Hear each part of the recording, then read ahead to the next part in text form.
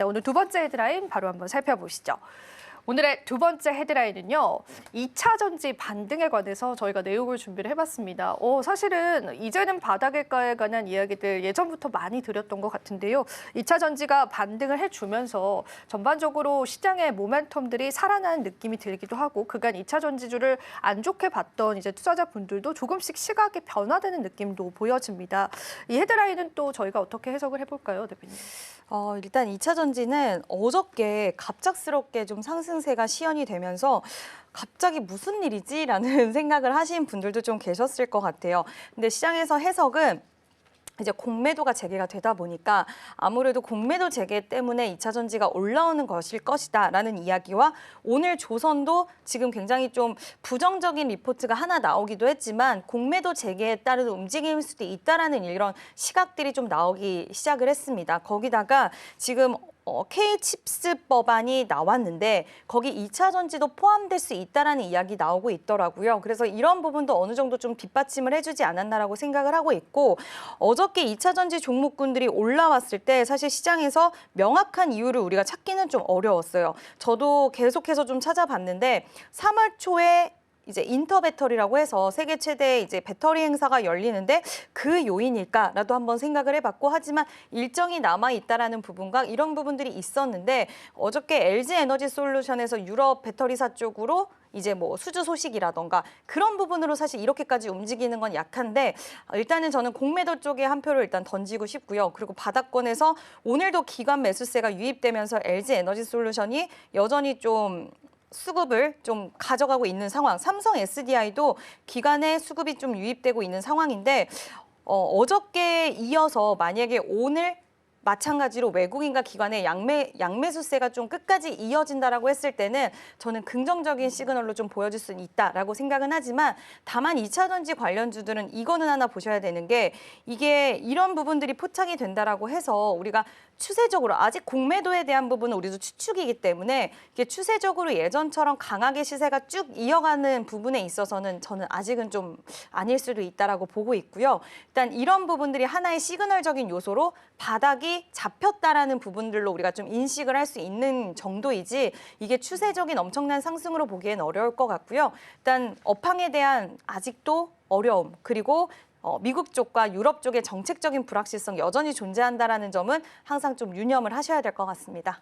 네, 여전히 보수적으로 2차 전지 관련주들은 바라보시는 것 같고요. 한 가지만 더 깊이 있게 짚고 가고 싶습니다. K칩스법과 2차 전지의 수혜와의 연결고리가 조금 납득이 안 가는 시청자분들도 있으실 것 같은데요. 어떻게 영향도가 있을까요, 대표님? 네, 일단은 이게 원래는 반도체 관련돼서 K칩스법이었는데 2차 전지도 포함한다라는 부분이었고요.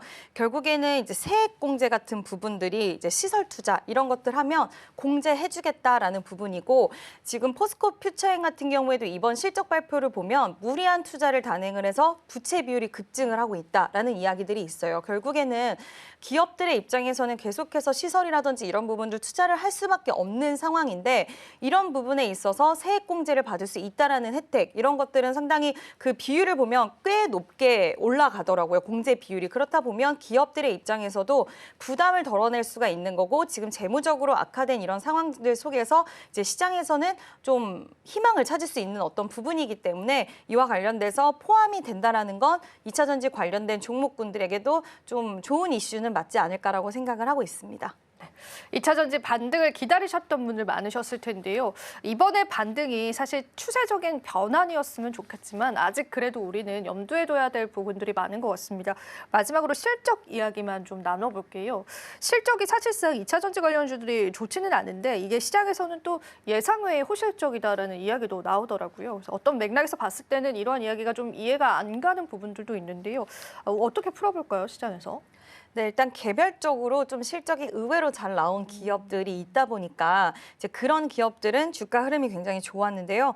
PNT라는 기업도 역시나 바닥권에서 강한 시세를 이어가고 있는데 이 기업도 실적이 잘 나왔어요. 그래서 상대적으로 고개를 들어주면서 시세가 강했고 뭐 대주전자 재료라는 기업은 이제 실리콘 음극재 기업인데 실리콘 음극재와 전고체 배터리 관련된 사업을 같이 영위를 하고 있고 최근 2차 전지 다른 종목군들 비해서 오늘은 좀 밀리긴 하지만 그래도 추세적으로 계속 우상향을 하고 있는 흐름 보이는 것도 좀 마찬가지의 흐름이다. 그러니까 2차 전지 안에서도 수주에 대한 모멘텀이라던가 뭐 탑 머티리얼즈 그리고 코인테크 이런 종목들은 어제 또 수주에 대한 모멘텀이 있었고 실적이 뒷받침되는 가끔가다 종목들이 나와요. 그럼 시장에서는 반응을 좀 크게 해주는 그런 움직임들이 나와주고 있지 않나라고 생각을 하고 있고 지금 그뿐만 아니라 지금 이수 스페셜티 케미칼이라든지 레이크 머티리얼즈 이런 종목군들은 사실 뭐 이수 스페셜티 케미칼은 실적이 나쁘지는 않지만 그래도 전고체 관련돼서 요즘 모멘텀이 좀 나오고 있거든요.